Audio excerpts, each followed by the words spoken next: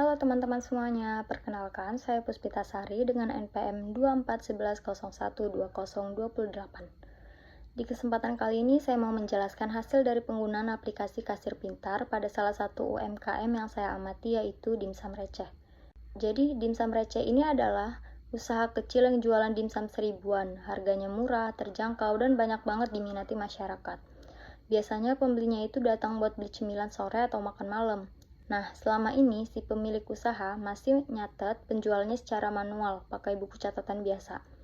Masalahnya, kalau dicatat manual tuh sering banget berantakan, kadang lupa nulis, kadang double catatan, terus stok juga jadi susah dikontrol. Akibatnya, pemiliknya nggak tahu secara pasti berapa hasil penjualan setiap hari dan menu mana yang paling laku.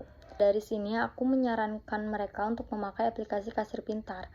Dengan aplikasi ini, semua transaksi bisa langsung tercatat otomatis. Jadi begitu ada pembeli datang, datanya itu langsung masuk ke sistem. Stok juga bisa dipantau langsung dari aplikasi dan laporan penjualannya bisa dilihat secara real time tanpa harus ngitung satu-satu.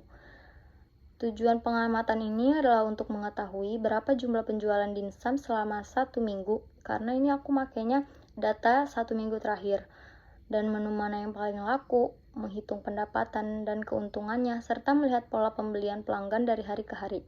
Selain itu, aku juga ingin menunjukin kalau kasir pintar ini benar-benar bisa bantu UMKM mencatat penjualan dengan lebih mudah dan rapi. Nah, hasilnya gini teman-teman.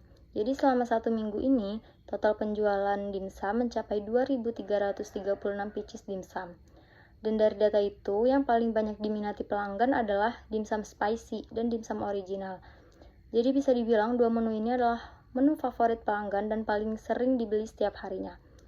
Kalau kita lihat dari laporan pengunjung selama 1 minggu, jumlah pembeli itu tergolong stabil setiap hari, tapi ada peningkatan di sore sampai malam hari. Biasanya hari paling ramai itu di akhir pekan, mulai dari hari Jumat sampai hari Minggu.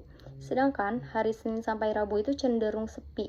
Sebenarnya nggak sepi sih, cuman kayak ya lebih ramai di hari Jumat sampai Minggu.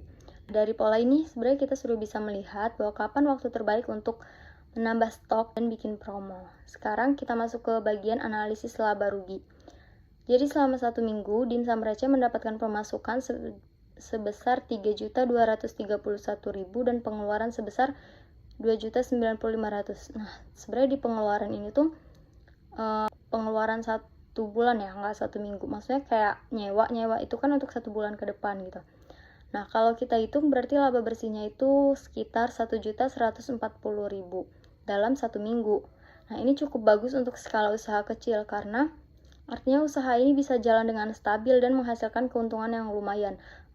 Pengeluaran terbesarnya biasanya itu dipakai buat bahan baku dan operasional, seperti yang aku bilang tadi, seperti penyewaan tempat, bayar listrik, itu kan untuk 1 bulan ke depan.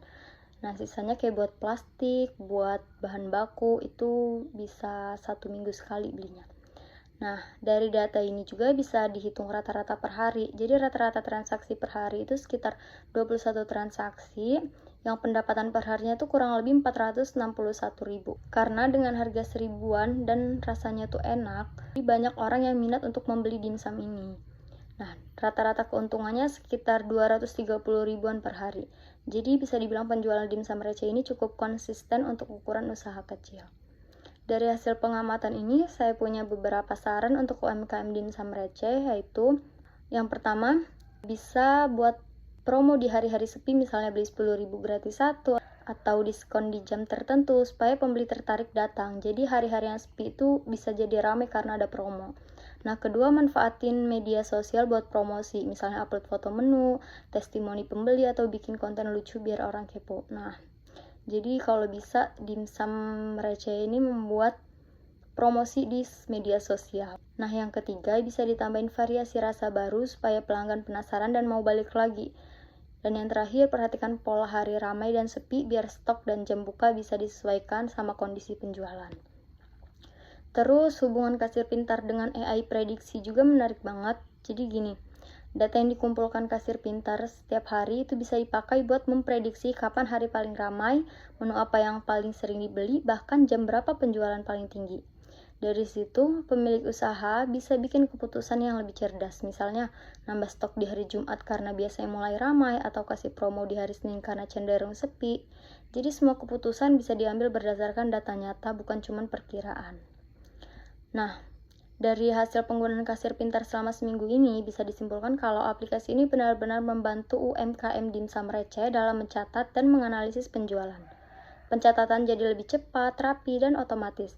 Pemilik usaha juga bisa lebih tahu mana menu terlaris, waktu ramai, dan bisa memantau keuntungan harian dengan mudah.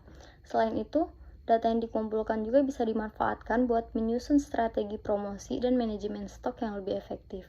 Secara keseluruhan, aplikasi kasir pintar ini bikin usaha dimsum receh jadi lebih efisien, modern, dan siap berkembang ke arah digital. Oke, sekian penjelasan saya dari hasil penggunaan kasir pintar di dimsum receh. Terima kasih yang sudah menonton. Saya Puspita Sari. Sampai jumpa presentasi berikutnya. Bye-bye.